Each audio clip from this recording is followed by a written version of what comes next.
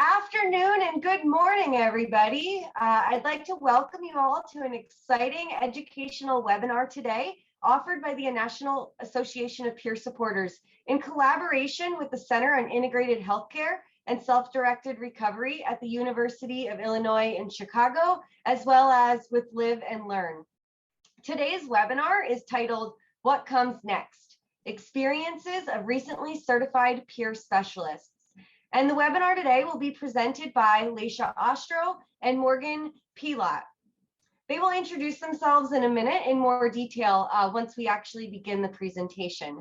But in the meantime, I want to let you all know that my name is Amy Detmer and I will be the moderator today.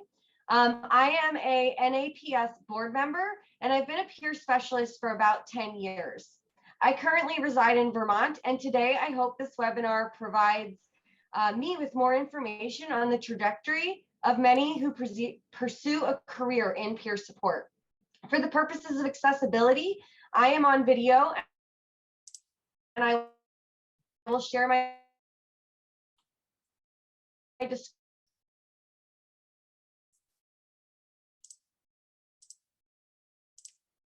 description for those of you in the video. White and my background is one of my favorite lake mountain views in Vermont, where I currently reside. Today, I'll be here to answer and technically go about the presentation today.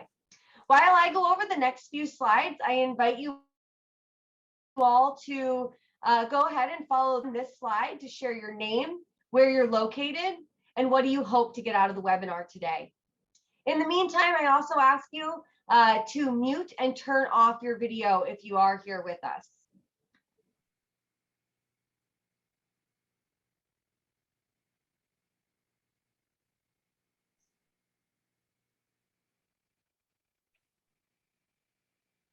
So we can go to the next slide.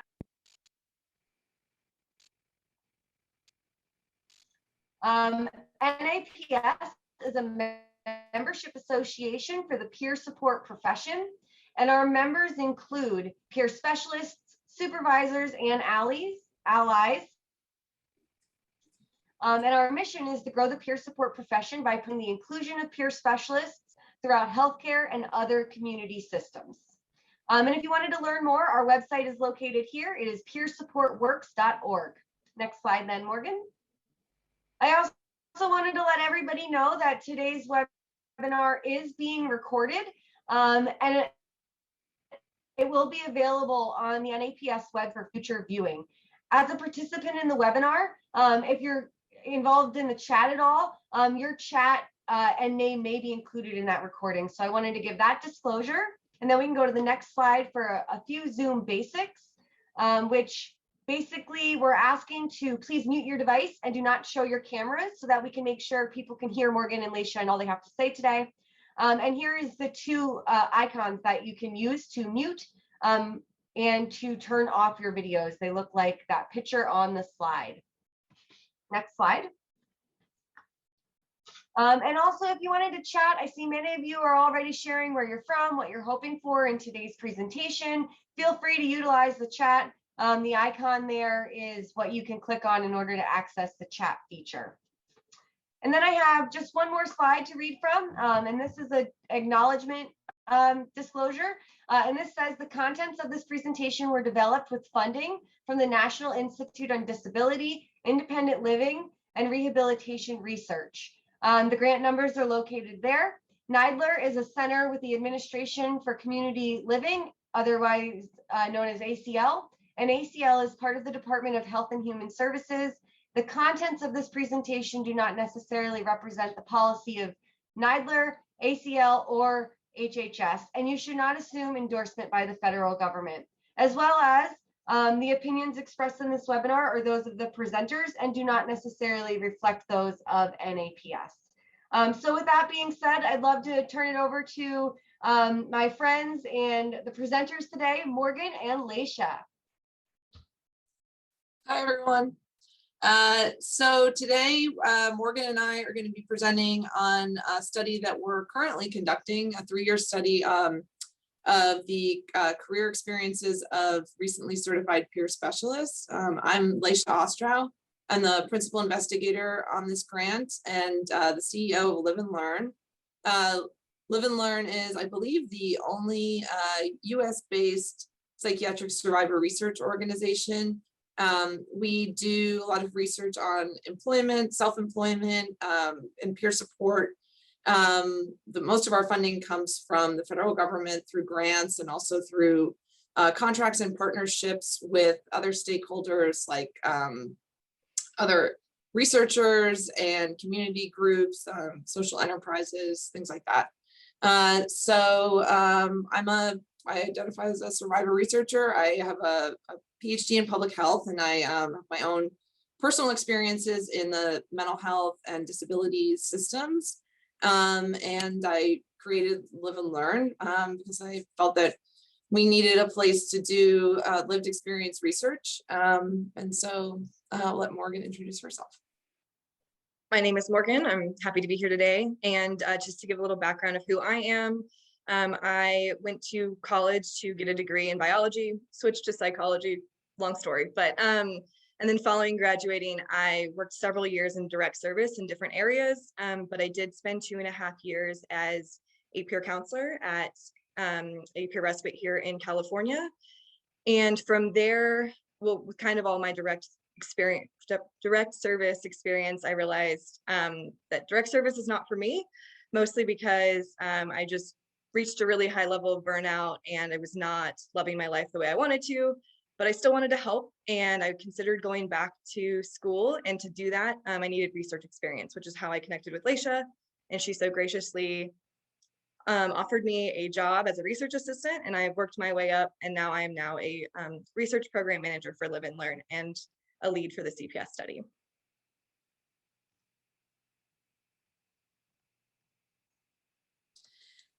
So I use a meditation app called 10% Happier, and they're giving away complimentary year-long memberships for mental health professionals this month in honor of May is Mental Health Month.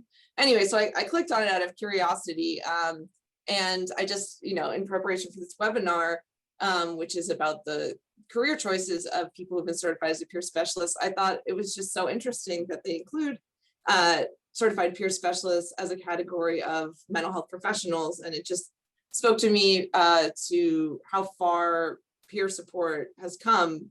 There's a lot of opinions, I think. Well, I'll talk a little bit about that, whether that's for the best or not. But yeah, I think it's just sort of evidence that the peer support is making its way into the world as a category of mental health professional. And also, if you're a CPS and you would like a free membership, then you should definitely go there and get one. So this is a 3-year study. As I said, we're now in the 2nd year. So today we're going to be presenting on the first year's data, which is from about March to October of 2020. Obviously, we were not aware that the pandemic would be happening, the day before we started data collection. But so we have some interesting data here from that time. So we recruited people who've been recently certified as a peer specialist. We started originally just wanting people who were certified in 2019 or 2020. But just given some of the complications with the states and grandparenting, we did open it up to people who are certified earlier, which I think has actually been a good thing because we have some comparisons from people who've been certified in the past couple of years versus last year. So the people who were eligible for this study had to be in one of the states that we were recruiting from. We have 4 states and 4 regions of the United States. The really unique thing about this study is that while everyone in the cohort is certified, not everyone is working in peer support. So we have some comparisons there between people who are working in peer support jobs versus working in other occupations, and then people who are not working at all right now. So we can look at different reasons, why people have made those choices or not made those choices, but are in that position, and different characteristics of different jobs. So we are looking primarily at the reasons that people got certified. A lot of the questions in the survey, some of you have probably taken it, I hope, ask about employment history. We ask about self-efficacy and financial well-being, and then characteristics of work, the work environment, so job satisfaction, burnout, things that might contribute to that in the work environment, and then other activities that people participate in, like parenting, education, volunteering, things like that. Yeah, and as Leisha mentioned, we did launch this last year. So this is kind of just an overview. We are smack dab in the middle in follow-up survey year 2. But we did start last year in March from 2020, or in 2020, and went through October for our baseline survey. We then asked a few participants or a handful to participate in interviews. As I mentioned, we are in the middle of our second year of data collection now, and then we'll do interviews again in the fall, and then next year we will wrap up at least with our data collection, we will wrap up next year, again, March through October. So our primary research questions were, what is the experience of work like after certification, and has that changed from before certification? So like I said, we asked for an employment history, and then we're asking people about their experiences going forward to see, our hypothesis was that people might be getting better jobs or moving up in their careers as a result of getting certified, or, deciding that they wanted to get more education or go into a different career. We're interested in whether the employment of people in this study is related to the local job market or context. So, we didn't predict the high levels of unemployment that would be happening in 2020, but, we're really interested in digging into whether people who are certified as a peer specialist are more adversely affected by the local job market. And then looking at how certification might have changed peer specialists' social, emotional, and financial situation. So as Leisha mentioned, we recruited from 4 states. We chose these states based on geographic diversity. We wanted to kind of cover as much of the different regions of the United States as we could. Also, we made selections based on the number of people who were getting certified in those states, because we wanted a large group to choose from, and then also the willingness of the state to share participant information or CPS information. And so you can see here we recruited from Oregon, Texas, Pennsylvania, and North Carolina. You can see the numbers associated with them. Our smallest group is from Oregon with 71 people, and our largest is Pennsylvania with 265. Yeah, I just wanted to say that we asked the states to send us the name and contact information of everyone who was certified in 2019 or 2020. So that was partially how we chose the states, was whether they were able to send that information. In Oregon, they actually have a public database. So we combed through that to find people from 2019 and 2020, and then recruited everyone that we could. So, okay. So as many of you know, peer support has a long history. I always like to say that it's just something that naturally occurs between equals in any setting. Speaking from personal experience, anytime that I was in a hospital or a treatment program, those relationships, supportive relationships, or, self-advocacy relationships in many cases develop sometimes without the institutional endorsement. So Darby Penny in 2018, she's one of the original people that worked on making peer support a job category in New York, defined peer support as a process through which people who share common experiences or face similar challenges come together as equals to give and receive help based on the knowledge that comes through shared experience. So now, many years later, we have a certification process in 46 states. It's coming soon to California, finally. And the latest estimates is that there are over 25,000 certified peer specialists in the United States. I think SAMHSA recently released some estimates that they are planning for peer specialists to make up about 25% of the behavioral health workforce in the next several years. There's been a lot of talk about the shortages of behavioral health practitioners in many systems, especially, in the past year. I think that's really come to a head. And so, I think there's a lot of pros and cons of professionalization. I think peer support really contributes something unique to the services that are provided in any system, based on those shared experiences, mutuality, reciprocal relationships. But, I think that the concerns that professionalizing peer specialists might threaten this foundation are legitimate in some ways. It's, I think, difficult to protest a system that you're also a part of, but, I think there's also a lot of changes that can be made from within the system, but maintaining that kind of angle towards social justice and advocacy and mutuality, I think it's a struggle, as many of you know, for a lot of peer specialists. But, so I don't think that the argument is settled yet as to whether it's a pro or con. In terms of my interests, I started out doing research on peer support and peer-run organizations, and have moved over into employment research. I would say employment has made a big difference in my life, in my recovery, if I can say. So I also think that employment has been a detractor from my mental health in a lot of ways. Like in this study, we're talking about burnout and job satisfaction, things like that. So I'm really interested in worker rights, how we can ensure that that all workers, but especially peer specialists, are being treated equitably, getting fair pay and having decent work environments. And I think that professionalization is kind of a requirement towards advocating for some of those issues. To be entitled to worker rights, you have to be a worker and not just a volunteer. So this is a quote from one of our participants in an interview. We just thought was, speaks to some of the issues. So this person said, "These mills that are turning out peer support specialists, and then you have an industry that's not hiring. And now it's become one more mechanism for a third party to come in and start making a profit."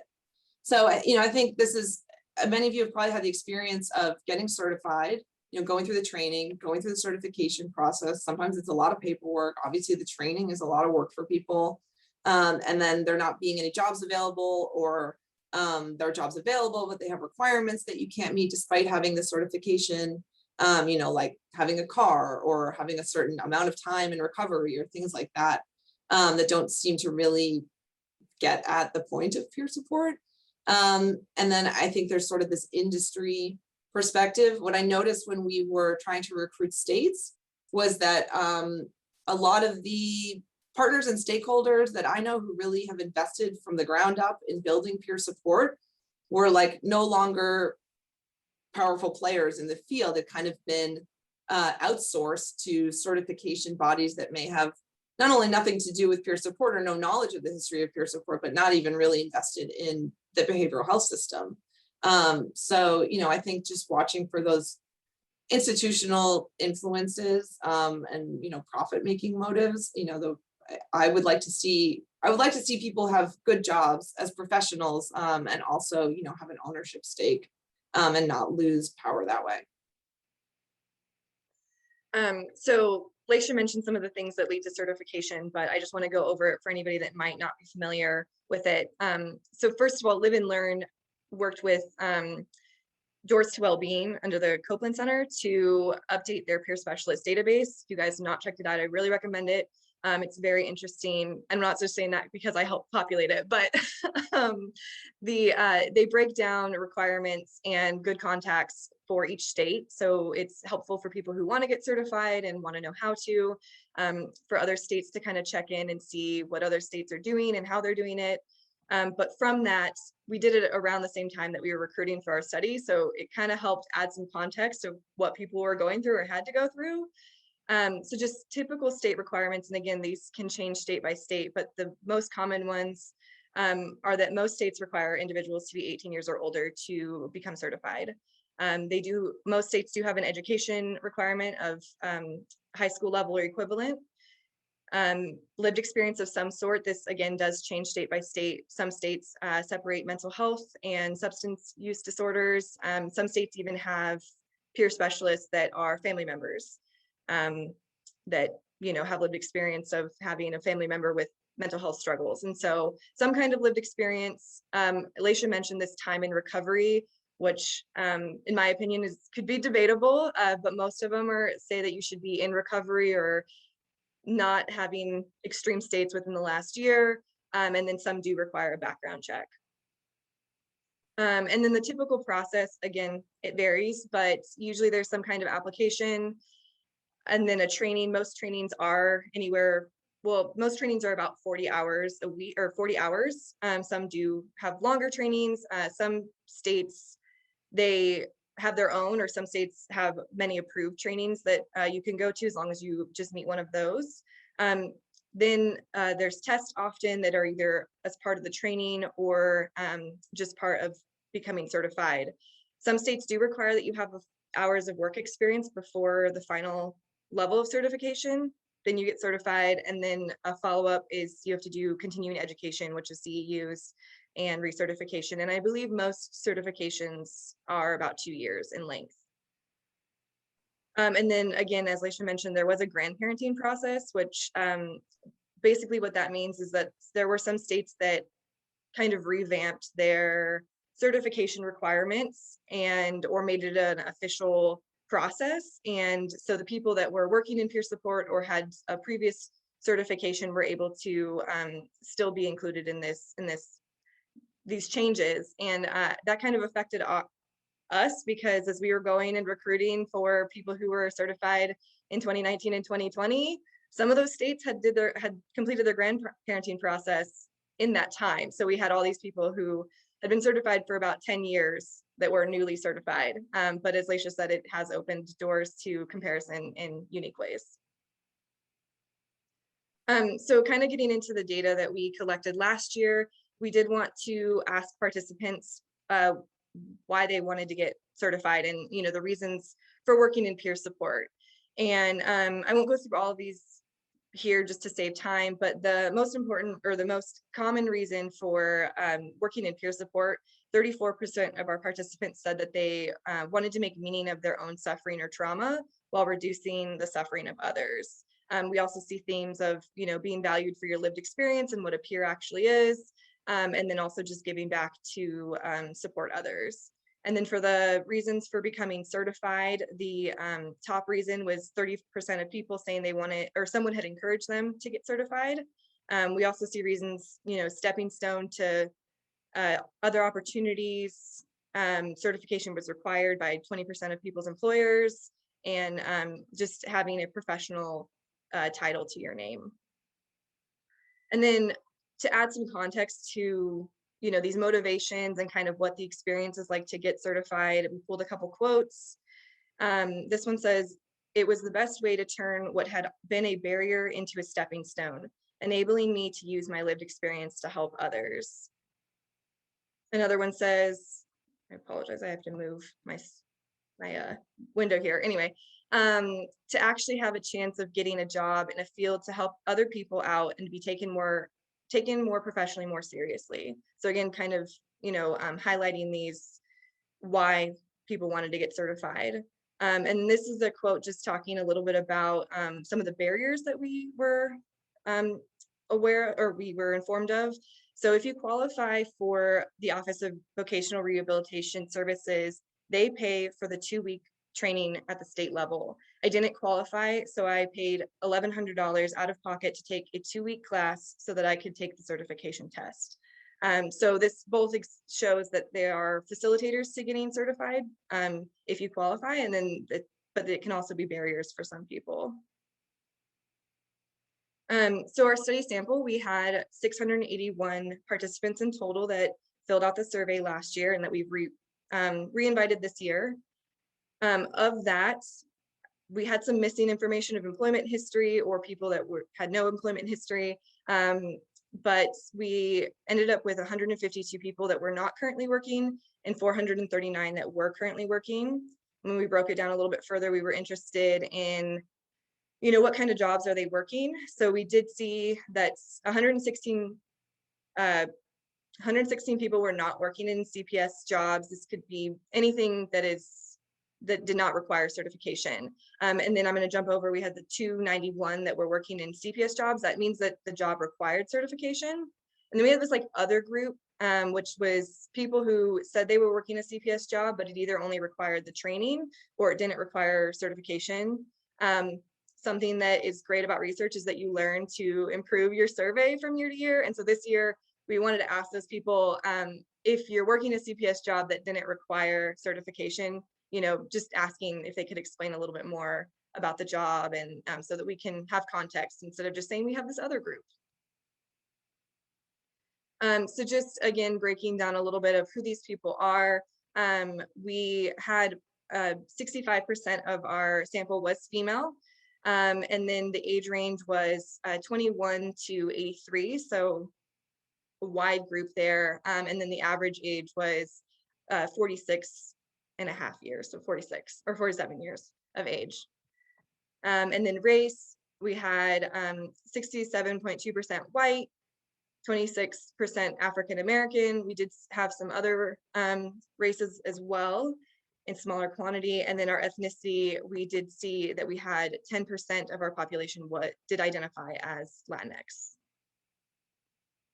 And then we were also just curious about education. And again, you know, reminding that the certification in most states does require high school. So we didn't see anything below that. So that makes sense for our sample. But we did have the plurality of our sample did have some college or more. We see that, that some college, which means they didn't quite reach a degree, was 39%. But we even had 22% with bachelor's degree and even 9% with some kind of professional or graduate school. And then we also were curious about if people were receiving public benefits. The most common benefits that we observed were 20% of our participants received public assistance, 16% received SSDI, and then you can see veteran benefits and unemployment as well. So kind of getting into this work, these, you know, what kind of work are people doing in our sample, and so this is complicated because we had 681 people, but people could report work for the past 12 months, and we had 819 jobs total reported. Again, breaking down these categories, we had about half in CPS related and half in non-CPS jobs, and then again, with that little further breakdown of the majority of the CPS jobs did require certification, and then just those few that didn't. And again, we hope to have answers about that this following year. So of our 681 participants, 586 were reported holding at least one job in the past 12 months. 38% reported 2 or more. That could have been 2 at the same time, or they left one job for another one. And then at the time of the survey, we had 439 currently employed, and 74% of those who were currently employed were in a peer specialist position of some sort. And then we were interested in looking, are there differences between the types of jobs? So the peer specialist jobs and the non-peer specialist jobs. And while this wasn't statistically significant, we did just want to show that for the majority of peer specialist jobs, they did offer paid time off and health insurance compared to non-peer specialist jobs. And then we also were curious about negative work experiences. And so some of the ones that we asked about that were more commonly seen were hearing offensive comments about people with lived experience. 52% of our participants had this kind of experience at work. Getting paid less than others in a similar job as you was 51%. 45% reported both negative attitudes towards them on part of the coworkers or did not receive enough education or training to do their job. 44% said there was negative attitudes toward them on the part of the supervisor, excuse me. There was lack of job counseling for 43%, and there was the fear of losing government benefits for 37%. So again, so we asked it in a way that we wanted to know did you experience this in non-peer support, peer support, or both? So this is both jobs, non-peer support jobs, and then peer support jobs. And what we can basically see from this is that, the highest numbers for all of them or most of them are the non-peer support and peer support jobs. So there isn't really a difference in these negative work experiences within the two different types of employment. Don't really know what to say about that. I would hope that peer support jobs would have less of some of the other kind, but this is what we noticed.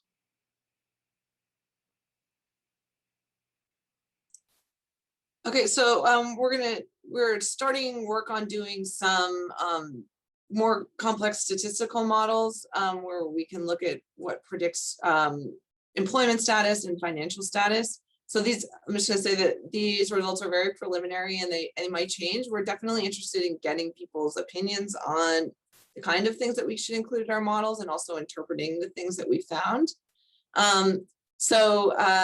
Like I said, we looked at employment status and financial status and their relationship to these different individual characteristics, demographics, benefits, work history, when they were certified, the services that they've used, disclosure to colleagues, and whether they live in a rural or urban area. Going forward, you'll notice this is very focused on kind of individual characteristics. We are looking at models that look more at the work environment and how that affects employment and financial status. So in terms of whether people were employed or non-employed when they completed the survey, people who were on SSDI or SSI or were a veteran or had used mental health services in the past 12 months or never disclosed to their colleagues at work were less likely to be employed in any job. And people who had been certified for a longer time were more likely to be employed. So, I think one of the implications here is that it takes some time after certification to get into a job. We don't know the extent to which that's confounded by the pandemic, since a lot of people finished their certification and then would have gone out into the workforce and had barriers related to the pandemic, either jobs not being available or not available in a way that that they could work at them. It's very common in employment research on people with psychiatric histories to see that people who are on SSDI and SSI are less likely to be employed. I think some of the more concerning things are that people who had used mental health services in the past 12 months were less likely to be employed, and people who didn't disclose. But again, we don't have full interpretations yet of these models, but we're definitely interested in why you think some of these things, we would see some of these things. And then in terms of whether people were working in a peer support job or another job, and the correlation with race, the statistically significant difference that we saw was that participants who were Black were less likely to be in a peer job than a non-peer job. And again, this is something we're very interested in exploring further, whether this is a disparity by race, why we would see Black people less likely to be in a peer job. As Morgan said, we're kind of digging more into why people are in peer jobs or not, whether that's a choice that they're willingly making, that they wanted to be in a different job, or whether there's some kind of discrimination in those jobs, in hiring for those jobs or tenure in them. But we didn't see a difference in the other groups. And then we really debated about whether to even ask diagnosis. We had an advisory council of 5 people who work in peer support, and they recommended that we ask diagnosis.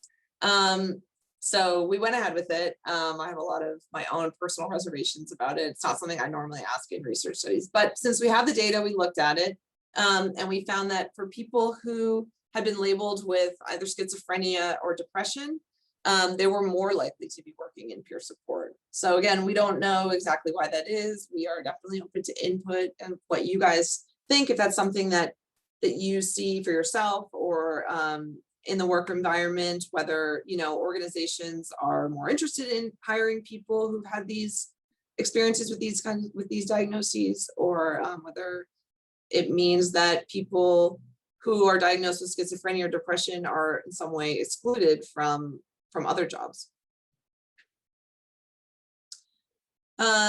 So again, certification year.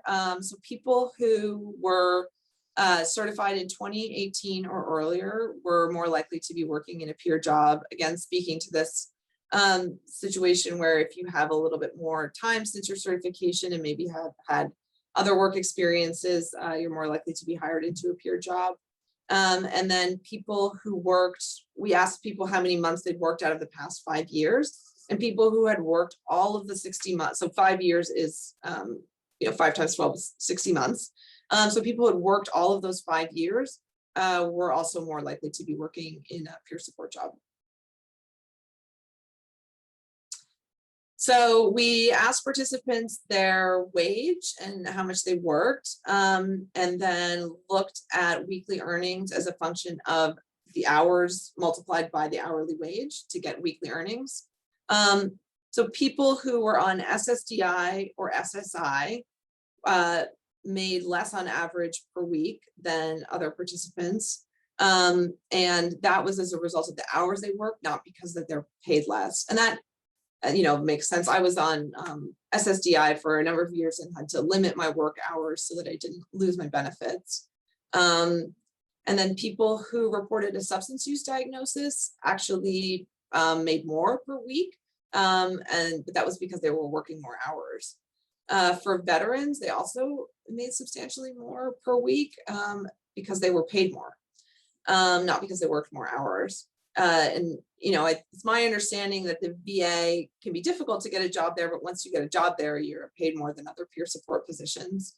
And then for people who had worked more months out of the past 5 years, they also made a little bit more per week. These are all statistically significant. And that's because they both were paid more and worked more hours after having worked for the past 5 years. We used a scale from the Consumer Financial Protection Bureau that looks at financial well-being, and this is a scale used, nationally. It can be used with any groups, and they've done nationwide surveys. And we'll be in the future comparing those scores to the scores in our sample. So they define financial well-being as a state where a person can fully meet current and ongoing financial obligations, can feel secure in their financial future, and is able to make choices that allow them to enjoy life.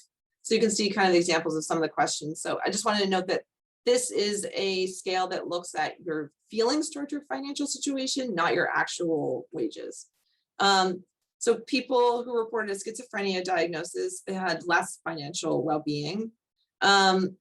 People who were older had greater financial well-being. People who were veterans had greater financial well-being. People who reported better physical health had also felt better about their financial situation, and people who felt better about their life in general also felt better about their financial situation. I've been kind of looking at the comments a little bit. I know there's been a lot of comments about the wages of peer specialists.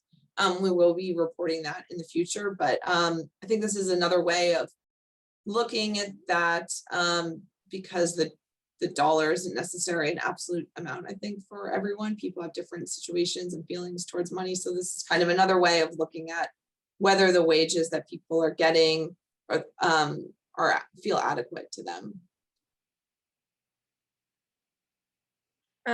So through all this, we've also looked at job satisfaction, and we did find that CPS jobs just tended to have higher job satisfaction when compared to non-CPS jobs, which is really interesting finding, as we're looking at all these other factors of wage and everything like that. But yeah, they do have higher job satisfaction.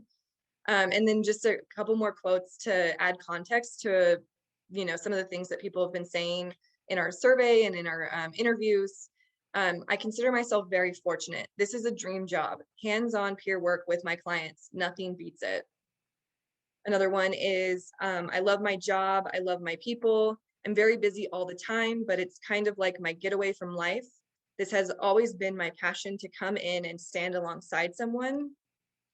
And then the last one is, it allowed me, a person thriving in recovery but lacking in formal education, to have a job that wasn't in a restaurant while still being of service. So just again, this idea that people who are getting certified and are working in peer support, the reasons they're doing it is because they want to give back and help, and that might be contributing to the reason why it's high satisfaction. But on the flip side, we do have qualitative data, well, our qualitative data is through interviews, but we also have a lot of text responses in the survey. We have open-ended questions. So I just want to be very cautious when we're like, oh yeah, CPS jobs, you have great job satisfaction. This isn't the reality for everybody, and we understand that. And so just to kind of highlight these, like, this is, preliminary results, as Laisha said. We don't really know the nitty-gritty details of the relationships yet, but not everyone has had a positive experience following certification. And we've heard from these different areas that participants are they shared having barriers in securing a position as a CPS, feeling prepared for the type of work that they're going to be doing, whether that's because they weren't prepared from the training, or their job just expects different things from them, or being taken seriously and having their role respected. So again, some more context to add to this. I still can't get a job after the training because of my background, but yet that's what got me the certification, is my background. I would have been in the car like 5 to 6 hours a shift. So I was like, okay, they're hiring me to be a taxi driver instead of doing things that are actually beneficial to people. So again, that kind of, feeling prepared for the type of work and role confusion. And then the final one says, she, and referring to her boss, supervised people before, but I felt like she needed more training on how to supervise a peer. And we all lacked the ability to kind of communicate with each other. So I think a big qualifier on all of what we've presented here is that, the people who ended up in the study might be biased in some ways, simply because of the requirements for certification. So they don't represent necessarily all people with psychiatric history. So, for one, as we said, in all of the states, you have to have at least a high school diploma or equivalent. So we don't see people who have less education than that. And then people are also sometimes excluded from certification and training if they've been hospitalized in the past year. So we don't see a lot of that in our sample. But we do see that the length of certification and disclosure to colleagues improves employment status. So again, if you have been certified earlier, you're more likely to be employed. That the certification length and certain diagnoses are related to having a peer support position. So, we show that data on schizophrenia and depression diagnoses, with the caveat that not everyone who gets certified wants to have a peer support role. Sometimes people do it for other reasons, either something personal for them or just to get a little bit more education and then go into something else. And then people who have a more robust work history are more likely to work in peer support. So again, there's a lot of different reasons that people end up in a peer job versus a not peer job. Veterans and people with a positive outlook on their health and life overall had higher financial well-being, which also increased with age. And we'll be getting more into that data. I would say that the results we've looked at so far don't indicate that the amount of money people make is necessarily related to their financial well-being, surprisingly. And the next steps for what this project will be doing, we're going to finish data collection for the second survey. Like I said, we're in the middle of it right now. It's quite the process, but we are excited to see, what kind of changes, because that's why we're doing this longitudinal study, is we want to see, are there changes year to year? And again, we don't know what the implications of COVID's going to have on it, but it will be interesting to see, hopefully a little bit post-COVID world that we, people are able to get back into the workforce if they want to. And then we will have another wave, which is actually going to be a health and function wave. And that's going to be done by the UIC Center of Mental Health Services Research and Policy. And that's will be taking place around the same time that we're doing our second interviews. Yeah, can I I'll just add more about that? Oh, yeah. So that we'll be recruiting from our same sample, and Live and Learn will be the one contacting people. And this survey will ask, instead of asking questions about only employment, we'll be asking questions about your personal health and things like that. So we hope that if you're recruited for that wave that you'll participate, but participating in that wave isn't required to participate in our final survey. Exactly. So yeah, that'll be around the same time that we're doing our second year interviews.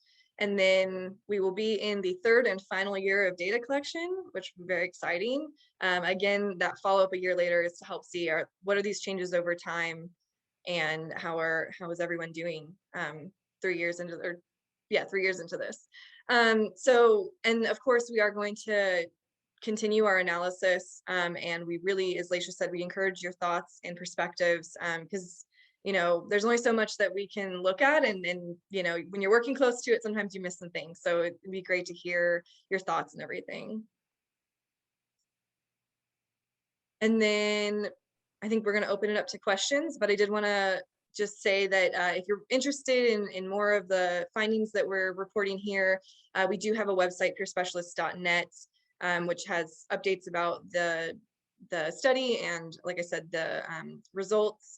You can also follow Live and Learn on Facebook, Instagram, and Twitter.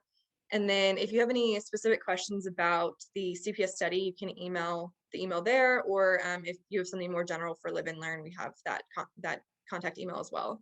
And then just a quote that I was delighted to hear in an interview, just because I don't always have the best language myself, but we had a participant who he warned us that he might use some curse words, and he said, "I don't know how we can talk about community mental health in the United States without having a couple explicitives." So we wanted to kind of end on that note of yeah, we're completely.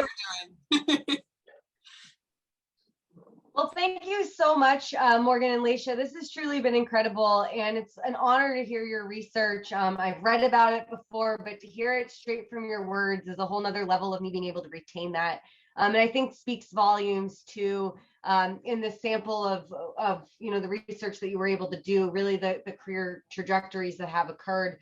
Specifically to me, some of the things that have really stood out was the pay of peers, and how so many peers are doing this and still living in poverty or working multiple jobs. And I myself have been a person working multiple jobs while providing peer support. So I firsthand know that struggle. But then to speak of the job satisfaction that doesn't exist for all, but exists for many, I think really speaks to the passion behind this profession, and the satisfaction that comes from that. Also, just, you know, I wanted to mention the disparities that exist, and you highlighted a little bit of that. And I'm really looking forward to the next round of research, the next round of being able to share this with the national peer community, because you guys are doing some really awesome work. So I want to say thank you to both of you. We do have some time for questions, about 7 minutes that we can take some questions. I do want to let everybody know that we are offering a special members only Q&A session after this. So if you're a member and you're planning on attending that session, I am going to ask you to hold your questions so that others can ask questions now. There will be that half hour following this that you've been provided a link to for a members only Q&A. But if you have any questions for Laisha or Morgan, please feel free to type those into the chat box, and we'll make sure that some of those can get answered now.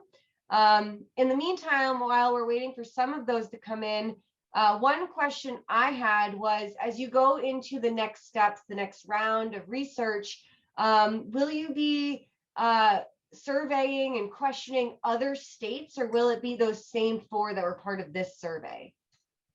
Yeah, well, so it's not just the same states, but the same group of people. So those 681 people who completed the first survey, those will be the same people we recruit, so that we can see individual changes over time. So whether, you know, someone had a certain work history before they got certified, and then what did their career choices look like after that? Thanks, Laisha. That definitely helps me as not a person that's familiar with research. Leaving it to you guys. Thank you very much. And Amy, just to make a comment on, you're saying some of these disparities or why are people not working in the field? We actually added a question that I'm actually really excited to see the response to this year. For people not working or even working in peer specialist jobs, we were curious of why they might not be working or what might have delayed them in working. And so we were asking about, job availability. And also we have the option of they learned that it just wasn't for them, which, like me, I learned that it was not for me. So I'm really interested to hear or to see that data this year. Yeah, definitely. Me too. Thanks, Morgan. I'm not seeing very many questions come in, but I'll say, I guess, another thing while it's on my mind that's coming up for me throughout this. And, speaking of the pay of peer specialists and really not making nearly enough as some of the others in the same office setting, when sometimes the impact of our work is much stronger than some of the others. It really speaks to me on how much advocacy needs to happen for higher pay of peers, especially when you share numbers of SAMHSA, our federal government, encouraging the entire workforce to be 25% peer specialists. That can only happen if our pay is raised and we're actually able to do this and make a living wage. As you guys are sharing, I was reading some comments coming in the chat box of people saying that they're planning to leave the field of peer support because of not making the wage that we're able to. And it's really a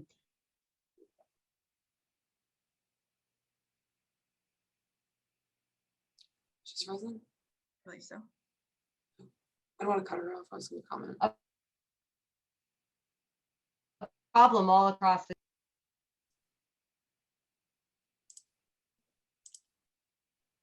I didn't get the last part of your comment, Amy. I was just saying advocacy for higher pay for peer specialists is of prime importance. Yes. Yeah, no, I mean, unfortunately, we have an economic system in which people are not necessarily paid for the value that their work contributes to society. I mean, it's a much larger problem than peer support. I think peer support is interesting because, like you said, you can be sitting next to someone in the same building, and still have these huge disparities in pay. I mean, I don't know the average pay for a psychiatrist or a social worker. I mean, but there's a hierarchy there that, yeah, I mean, you're not paid for outcomes really, despite all the talk of kind of pay for performance and all of that. That's really like applies to hospital systems and not to individual workers. And it happens in a lot of different fields, look at the people who were going to work during the pandemic and what they get paid compared to a lot of people who are staying home on their computers. What our society can't function without those people. They don't get paid for it. So I think, as with a lot of things in the pandemic, it highlighted hopefully issues that we can address as a civilization, and peer support is included in that. And again, I think that's one of the benefits of professionalization, being on that list, of professions, I think kind of is an opportunity to say like, hey, these are real workers who are doing real work and deserve to be paid for it, and not just in, free meditation app subscriptions. Exactly. And I'd say that in my communications with our participants and everything, it's become very clear too that there's some disparities in companies understanding what peer supporters do. So, while it's important that people get trained and get out there in the workforce, it's also important that the employers that are offering the jobs understand and respect the role that a peer supporter is, and not just giving them all this work that doesn't have anything to do with what they're certified in, which we've heard a lot of, unfortunately. Yeah, and like I said, we'll be getting more into that data about the work environment and how that affects satisfaction, burnout, feelings about your life and about your work, and see if there's some recommendations that we, specific recommendations that we can make about the workplace. Mm-hmm. Thanks, Laisha. Thank you, Morgan. There's a couple other comments coming in here. I'm not sure if they're questions that you want to address now, or if they're questions that, kind of are even in the realm of this study. but about, developing peer support advocacy associations or groups statewide, if you have any experience around that. And then also, how having SSI or SSDI and how that affects income and wages and the difference between states, if you have plans for the next steps of research around any of those types of things.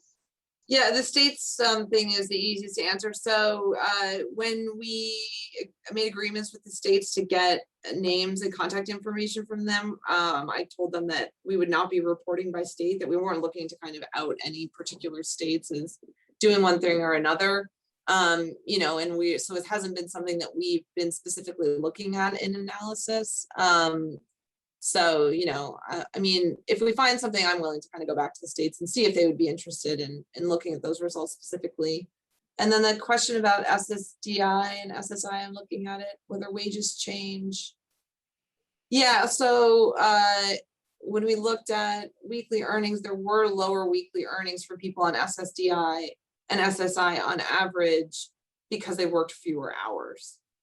So it's my understanding is a little bit rusty at this moment, but that depending on whether you're on SSDI or SSI, your hours might be affected or the amount that you're allowed to earn, but that can all affect. It's coming from like the participant side, like not that the employer is discriminating against people on SSDI or SSI necessarily, but that because they need to maintain their benefits, are working less. And again, we're all in this system where if you're on SSDI or SSI, that's where you're getting your health insurance, or you get it from an employer, and there's no guarantees about whether your employer is going to provide insurance or whether you're going to be able to keep your job. And so, I definitely am personally sympathetic to the risks of getting off of benefits by working too many hours. So that's, a whole other system that obviously needs a lot of work. Thanks, Laisha. Well, we are nearing the end of our time, so I want to give both of you a round of applause on an amazing presentation today. Thank you for your research and your commitment to this field of peer support. A couple things that I want to mention before we close out today's session is that there will be certificates available. It is a members only benefit. So what will happen is if you're a member, we will be sending an email to members with instructions on how to get that certificate. And if you're not a member, we'll be sending an email to you with more information on becoming a member and getting a certificate. I did see some questions going in the chat box, but I don't know if I'm a member, so you'll be getting an email as well. As I said before, up next is a members only Q&A session with Laisha and Morgan. So if you are planning to attend that, please go back into your email. You should have got a members only communication link. We are going to log off of here and go there now, and we'll have a roundtable Q&A discussion there. For everybody else that's not joining us there, thank you for joining us today. We hope you enjoyed the webinar, and we hope to see you again at a future event. Thank you, everybody. Thank you. Thank you.